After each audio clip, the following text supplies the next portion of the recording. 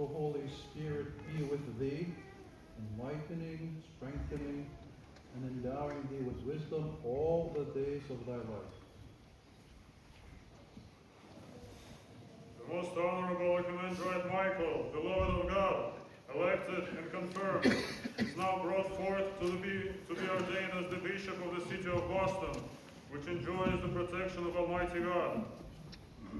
Declare unto us also what thou thinkest concerning the canons of the holy apostles and the holy fathers, and the traditions and regulations of the church. In this my confession of the holy faith, I promise to observe the canons of the holy apostles, and of the 7 ecumenical councils, and of the pious provincial councils, the traditions of the church, and the decrees, orders, and rules of the holy fathers. All things which they have accepted, I accept. All things which they have rejected, I reject. I promise to preserve the peace of the church, and firmly to hold and to teach with zeal the people entrusted to me. I promise to devise nothing whatsoever which is contrary to the Orthodox Catholic Christian faith all the days of my life. I promise that in all things I will always follow and obey the Holy Synod of Bishops, and in all things to be of one mind with His Holiness, the very most reverend Metropolitan, the Archbishops and Bishops, my brothers, and that together with them I will be submissive to divine law and the sacred canons of the holy apostles and of the holy fathers. I promise with all sincerity to cherish towards them spiritual affection and to regard them as my brothers in Christ Jesus, our Lord and Savior.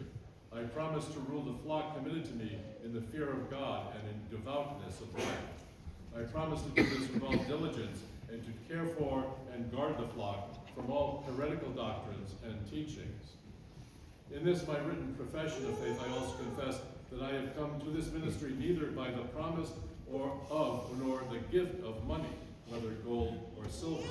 On the contrary, I have received it freely by election and full consent of the Holy Synod. I promise also to do nothing through constraint, whether coerced by persons with power or by a multitude of people, even though they should command me under threat of death to do something contrary to the divine and holy laws.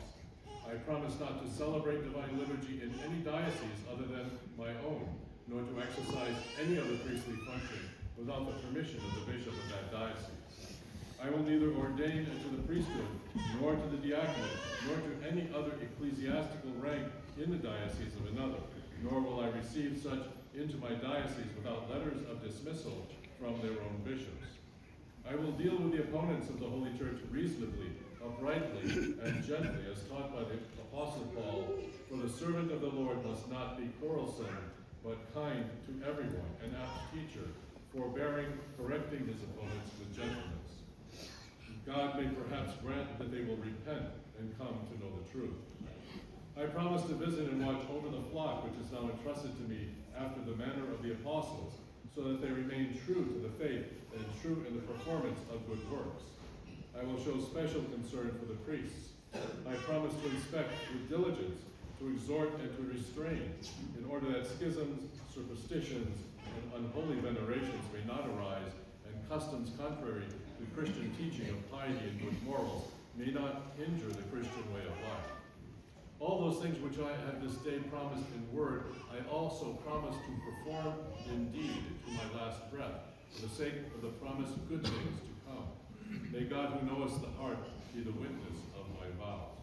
May our Lord, may our Savior Jesus Christ be my helper in my sincere and zealous rule and in my performance of it. To him, together with the Father and the Holy Spirit, be glory, power, honor, and